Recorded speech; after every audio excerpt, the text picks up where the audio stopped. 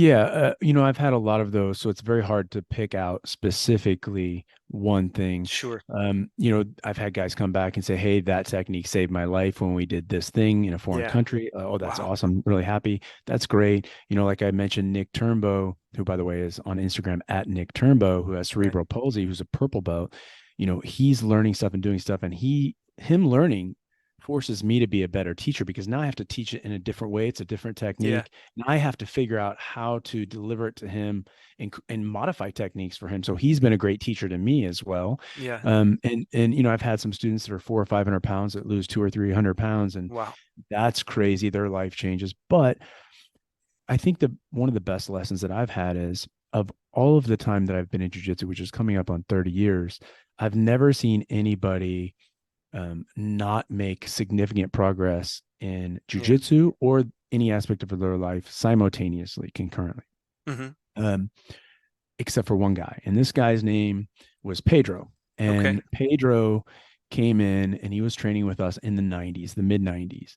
And that guy, normally in jiu-jitsu, you have these phases that occur, right? Like you come in, you get beat up, you don't know what's going on, you figure out what's going on, but you still get beat up. Right. Then you start to be able to resist it. You're not getting beat, but eventually there are new guys that come in, and now you're beating up the new guys, right? Right. So that tends to be a pretty natural sequence of events in jiu-jitsu, almost anywhere you go. And Pedro, he never ever became the guy that was doing the beating. He was always the nail. So never the hammer, always the nail. Right. Nothing changed. And this guy spent 3 years training 2 to 3 times a week, and he was always the nail. And so I had always said up to a couple of years ago that he was the only person that I'd ever seen that literally could not learn jujitsu. Jujitsu is for everybody, and Right. there's Right. something for. He was the guy that it didn't work for. And I was telling people that for many, many years, and maybe 15 years went by. Right. And I was out on a tour. I come back home, and as I walk in, I'm talking to my coach, Rodrigo Vaghi, and talking about something. And this guy comes out and he's leaving. He's got his clothes on, so he's changed out. Right. And he's like, "Hey, you remember Pedro? Pedro trains down in Miami now, blah, blah, blah."